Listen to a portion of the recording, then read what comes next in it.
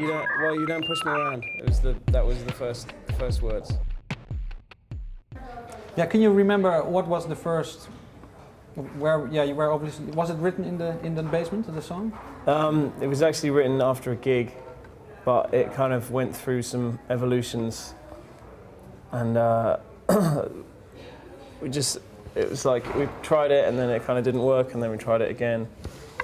But at a certain point, I was like, this is definitely a really important song for us. So we tried it. It just arrived, and it was there, and I sort of knew how it was going to go. Where was the gig? Where was it? Oh, it was in some crappy place in Canada, I think. I can't remember where it is. It was horrible. There's not many crappy places in Canada, but that was the one. I don't know, wherever.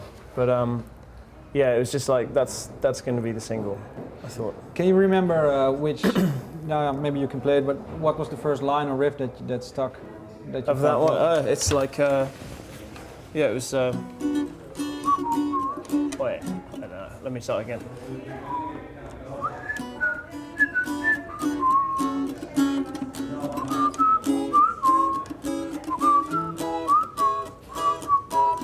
I just played that for like 4 hours, I think.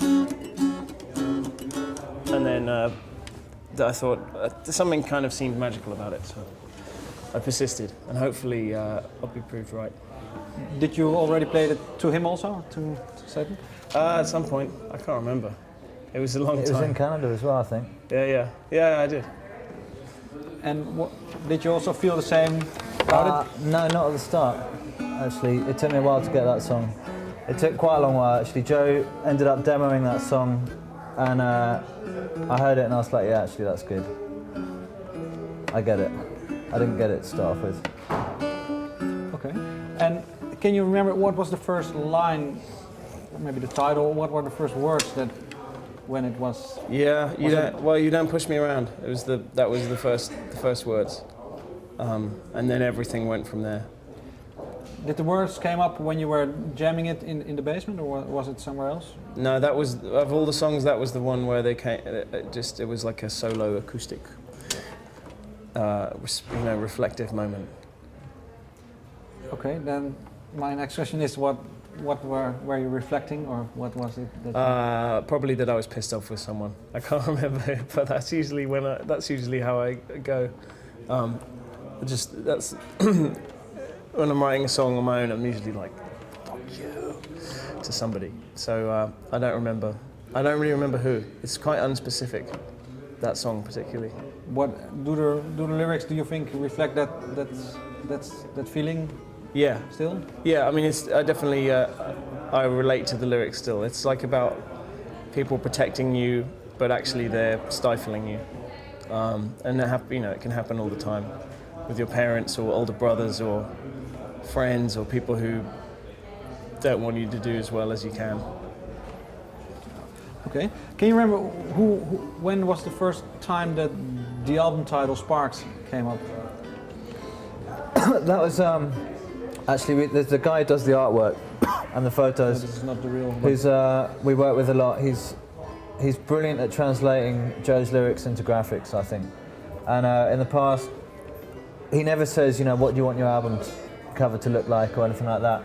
We just send him the lyrics and he comes back with visual images, and he just started sending stuff back, and he was like, do you have a title? And we're like, no, not yet. And he just started putting different titles that he thought jumped out at him, and Sparks came out as one of them on a cover, and that sort of rang some bells with us, and we were like, you know what, that feels good. We're talking about also when we were writing, trying to go through all the masses of music and taking up the little bits. So it reflects that. It's also a short title. And in the past, we've always had really long titles.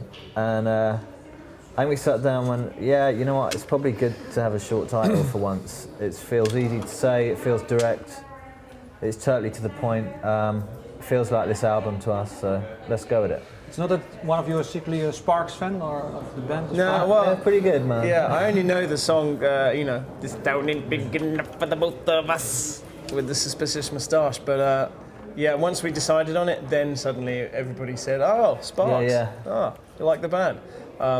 No. But we were mostly excited because it was short, and I think I might shorten it to Spooks or just Sp. All right.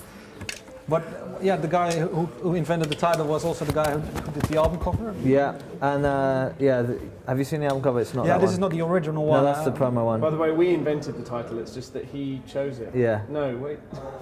Yeah, exactly. We created it by stealing his thing that he said. All right. But what was the album is with the eagle. What was the idea behind that? Or what was his thought? Well, I think the bird thing is we had it on an EP a while ago, but the theme of it is just I think it really goes well with the name, with Fiction Plane. That sort of bird thing taking flight. This one there's a bit more sort of blood and gore in this one, which reflects maybe some of the darker aspects of the album. Exploding. But you know what? We just really liked it. It sort of felt right. Is nature taking revenge on us now? Nature's taking revenge on us. Yes. Keeping us stuck in Amsterdam for the next few days. Boo hoo. Nothing wrong with that. Thank you for your time.